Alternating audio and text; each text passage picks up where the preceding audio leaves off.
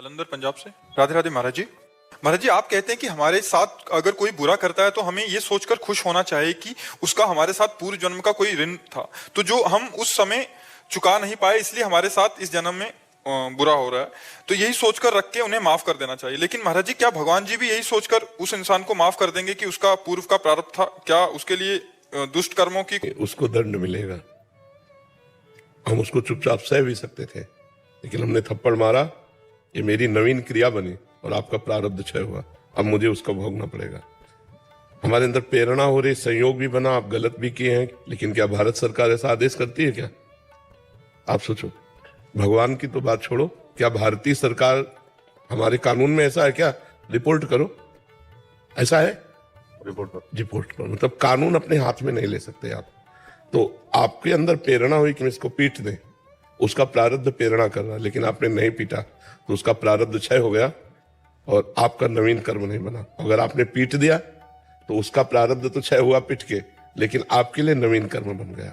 प्रारब्ध से हमारे पास सामग्री आ सकती है, लेकिन भोगे ना भोगे ये हमारे विवेक के ऊपर है। प्रारब्ध बलवान है, वो प्रेरित करेगा, लेकिन हम उसे रोक सकते हैं, विवेक के द्वारा उसे रोक सकते हैं। तो अगर हम क्षमा कर दिया तो उसका तो जो कर्म बना उसको तो दंड भोगना ही पड़ेगा।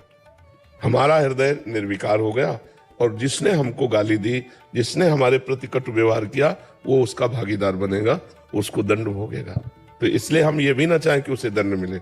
संत जन तो भगवान से प्रार्थना करते हैं कि जो हमें गाली दे, जो हमें मारे, जो हमारा अपमान करे, उनको कभी दुख न पहुंचे नाथ, उनको कभी दुख न पहुंचे। इसीलिए तो संतों की महिमा है। तो चलना है निर्विकार होने के लिए अध्यात्म मार्ग में। तो जब हमें कोई अपमान करता है तो हमारा प्रारब्ध क्षय होता है, हम उज्जवल हो रहे हैं और वो मलिन हो रहा है। तो हमारा प्रारब्ध हमें भगवान की तरफ बढ़ाता ले जा रहा है, निर्मल करता हुआ। तो हमें चाहिए कि हम अपने प्रारब्ध को धुल जाने दें, बीच में अड़ंगा ना लगाएं। हमको गाली दी, राधा राधा, चुपचाप निकल गए, खत्म कर, हमारा प्रारब्ध क्षय हो गया। तो ये भाव जो शास्त्र में सिद्धांत है उसके अनुसार चलना चाहिए, जिससे हम बहुत जल्दी निर्मल और आनंदमय हो जाते हैं। संसारिक बुद्धि से सोचा जा सकता है कि एक बार गाली दी, अगर मैंने क्षमा कर दिया तो अगली बार और गाली देगा, वो गाली देने लायक नहीं रहेगा।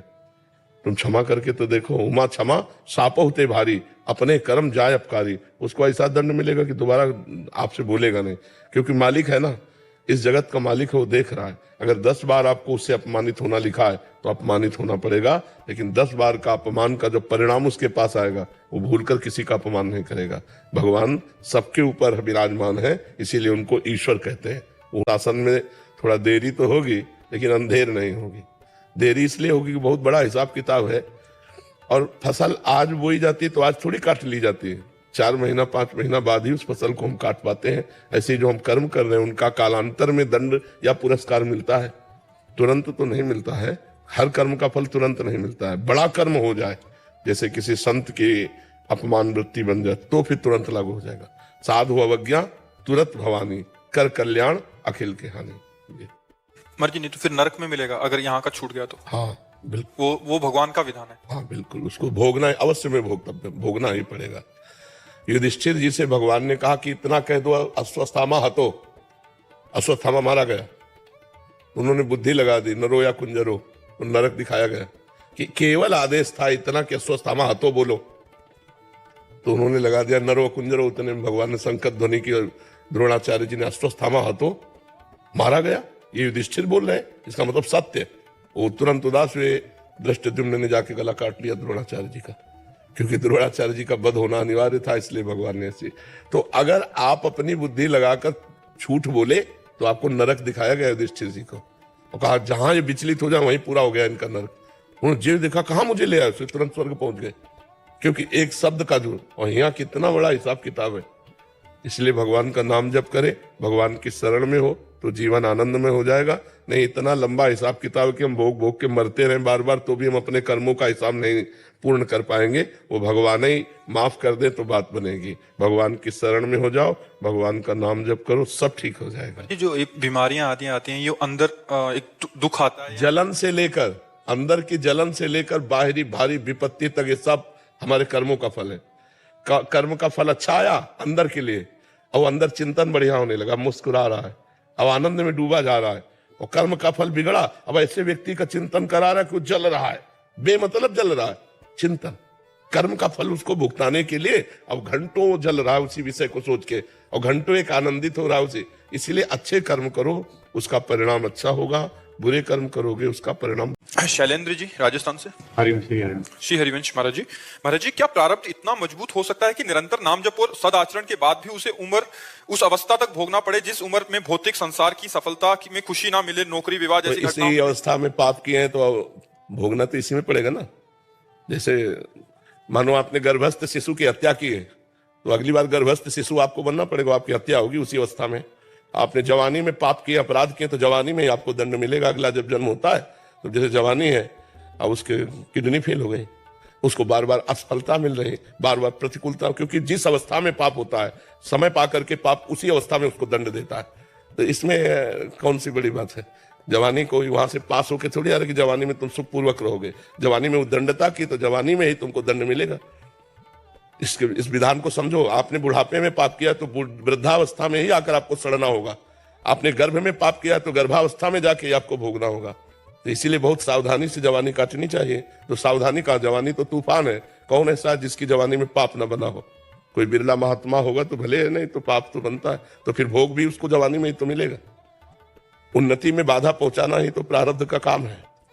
जो पाप का प्रारब्ध है तुम्हारी हर उन्नति को लात मार करके गिरा देगा और तुम्हें हर परिस्थिति में दुख प्रदान करेगा, हर सफलता को नष्ट कर देगा, क्योंकि आपने पाप किया है। ऐसा भी देखा जाता है ज्यादा प्रयासशील नहीं हो सफल होता चला जाता है, ऐसा देखा जाता है बहुत प्रयासशील है असफल हो रहा है। तो प्रारब्ध भोग, पूर्व का जो हमारा पाप है वो हमें असफलता प्रदान करेगा और पूर्व का जो हमारा पुण्य है वो सफलता प्रदान करेगा। अब कितने ऐसे जवान हैं जो सैकड़ों वयोवृद्धों को रख रहे हैं, उनकी सब सफाई सुरक्षा खान पान, तो जवानी में दूसरों की सेवा कर रहे हैं, परोपकार कर रहे हैं। दूसरे के माता पिता जो फुटपाथ में पड़े उनको ला के सेवा। अब इनके जीवन में सफलता ही सफलता रहेगी। अपने माता पिता को थप्पड़ मार के घर से बाहर निकाल रहे हो तो तुम्हारी सफलता रहेगी। अपने माता पिता को गाली दे रहे हो, शराब पी रहे हो, नशा कर रहे हो, जुआ खेल रहे हो, नाना प्रकार के गंदे आचरण कर रहे हो, सफलता मिलेगी। पूर्व पाप लग करके तुम्हें नष्ट कर देगा। तो ये बात ध्यान रखनी, भगवान के विधान में कहीं त्रुटि नहीं होती। हमारे द्वारा किए हुए कर्म को भोगना ही पड़ेगा हमें, अवश्य में भोक्तव्यम कृतम कर्म शुभाशुभम। और रही नाम जप की बात तो अगली खेती है। अभी बो रहे तुरंत थोड़ी मिलेगा।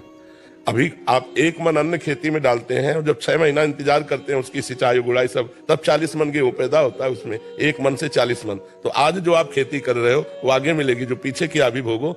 अभी चाहे देखो, देखा जाता है कि पाप कर रहा है वो बड़ी उन्नति को प्राप्त हो रहा है, और पुण्य कर रहा है धर्म से चल रहा है लेकिन अवनति को प्राप्त हो रहा है, क्योंकि इस समय उसने जो पुण्य किए हैं वो उसको आगे मिलेंगे। वो जो उसने पूर्व में पाप किए इस समय उसका नंबर चल रहा है पाप का, और वो जो आदमी पाप कर रहा है वर्तमान में उसका पुण्य का नंबर चल रहा है। उन्नति पे उन्नति होती चली जा रही है। पाप पे पाप वो कर रहा है। जिस समय वर्तमान का पाप और पूर्व का पाप एकत्रित होगा उसी समय नष्ट हो जाएगा, और तुम्हारा जिस समय वर्तमान का पुण्य और पूर्व का पुण्य एकत्रित होगा उसी समय तुम प्रकाशित हो जाओगे।